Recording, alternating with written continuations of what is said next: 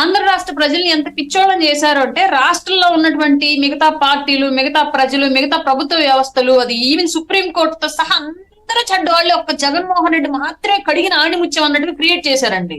జగన్మోహన్ రెడ్డి చేసిన 38 కేసులు, జగన్మోహన్ రెడ్డి తిన్నటువంటి లక్షలాది వేలాది కోట్లు, అవన్నీ మంచి పనులే అన్నట్లు ఆయన ఒక్కడే సమాజం అంతా ఏదో దోషం చేసి శిక్షిస్తున్నట్టుగా క్రియేట్ చేశారు. అలాగ ప్రజల్ని మ్యానిపులేట్ చేసి ప్రజల్ని పిచ్చోళ్ళని చేశారు. అమ్మో జగన్ అరెస్ట్ చేయించారు, దొంగ కేసులు పెట్టించారు, తండ్రి లేని బిడ్డ పాపం సమాజంలో భికారిగా తిరుగుతున్నాడు, ఏమీ లేదు అతనికి, మనమే దిక్కుండాలన్నట్లుగా ఒక ఇమాజినేషన్. అది ఎప్పుడు కుటుంబం ఎప్పుడు లేదండి. ఇక ఇప్పటి నుంచి అది స్టార్ట్ చేస్తారే, కుటుంబం లేదు పాపం ఎవరు లేరు ఒక్కడే మిగిలిపోయింది అని. అట్లాంటి భావజాలం ఎవరైనా ఉంటే సమాజంలో ఉన్న వాళ్ళకి చెప్తున్నాను సార్, ఎవరైనా సరే జగన్మోహన్ రెడ్డి గారిని కుటుంబం వదిలేసింది అయ్యో పాపం అనే భావజాలం కనుక ఎవరిలో అన్నా ఇంకా కలిగితే ఫస్ట్ విషయం మీరు వెళ్ళి ఒక సైక్రియాటిస్ట్ ని కలవండి ఫస్ట్ ది. రెండో విషయం, ఆయన మీద జాలి ఉంటే అతను తీసుకొచ్చి మీ ఇంట్లో పెట్టుకొని అతని కోసం ఒక ఉయ్యాల కూడా చేయించి అందులో కూర్చోబెట్టి ఊపుకోండి తప్ప సమాజంలో దయచేసి పదవుల్లో మాత్రం పెట్టొద్దు.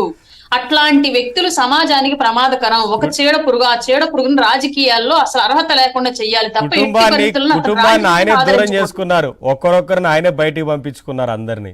వాళ్ళు అట్లా చెప్పరండి, వాళ్ళు అట్లా చెప్పరు.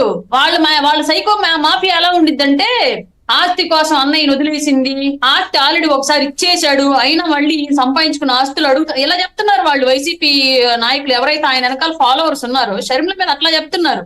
మళ్ళీ రాజశేఖర రెడ్డి ఉంటే ఆ పులి బిడ్డను సమర్థించుకునేది, కానీ ఇప్పుడు విజయమ్మ కాబట్టి కూతురుని సమర్థిస్తుంది, భారతి గారికి విజయమ్మ గారికి పడక షర్మిల గారిని సపోర్ట్ చేస్తా, జగన్ ఏమి లేనోడు, ఇట్లా చెప్తున్నారు వాళ్ళు. ఎంత పిచ్చోళ్ళు ఉన్నారంటే సమాజంలో నిజంగా.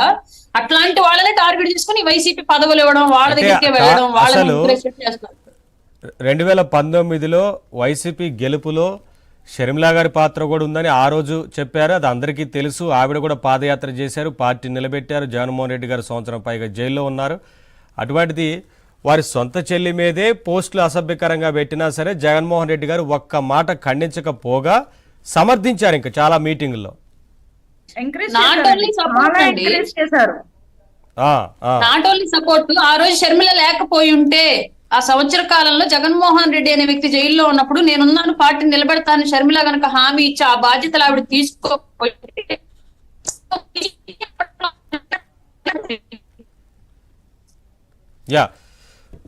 రమ్య గారు అదే అంటే వారి